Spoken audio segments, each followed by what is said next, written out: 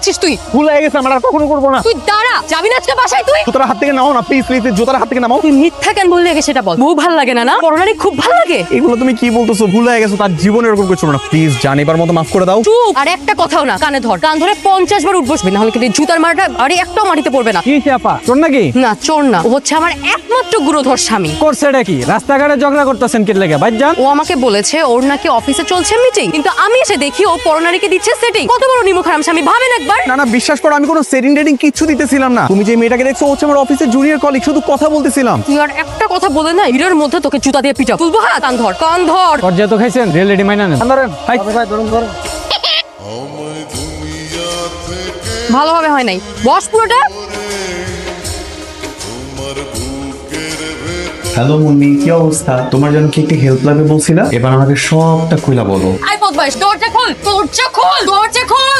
রাফি দরজা খোল বলতেছি, দরজা খোল, দরজা খোল, দরজা খোল। কি ব্যাপার, কি হয়েছে? একটু কি ঠিকঠাক মতো টয়লেটটাও ব্যবহার করতে দিবা না? কার সাথে কথা বলতেছিলি তুই? আরে আমি কার সাথে কথা বলবো? আমি কি বাথরুমে মোবাইল নিয়ে আসছি? মোবাইল তো বিছানার পাশে, বালিশের পাশে ছিল, দেখো না তুমি? আমি স্পষ্ট শুনছি তুই কার সাথে কথা বলতেছিলি।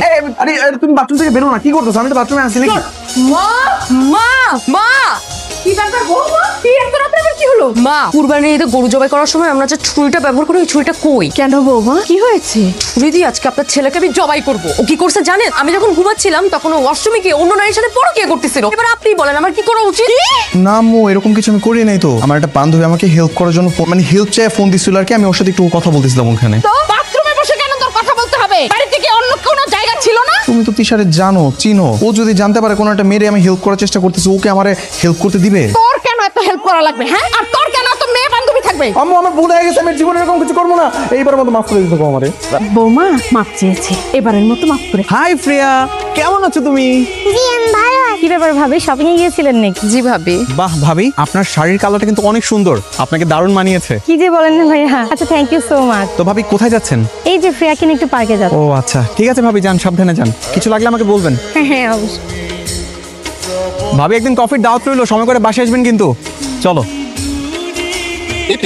কি শুরু করলা? বাসায় এসে ড্রেসে চেঞ্জ করতে পারলাম কি পারলাম না, এর মধ্যে কি কি হইতেছে এগুলা? বলো তো আমার শাড়ির কালার কি? আমার শাড়ির কালার সবুজ। না না না না, সবুজ না, মেরুন কালার। এটা মেরুন কালার? না না, এটা তো মেজেন্টা কালার। সারাদিন নিজের বউর সাথে ঘুরো, নিজের বউ কি রঙের শাড়ি পরছে সেটা বলতে পারো না। পাশের ভাবি কি রঙের শাড়ি পরছে, রংটা অনেক সুন্দর ভাবি, সেটা বলতে পারো। ভাবির সাথে তোমার কোনো উল্টাপাল্টা কিছু চলতেছে না? তাকফিরুল্লাহ, নাউজুবিল্লাহ, তওবা তওবা। তোমার কি মাথা ঠিক আছে? তুমি এগুলো কি বলতেছো?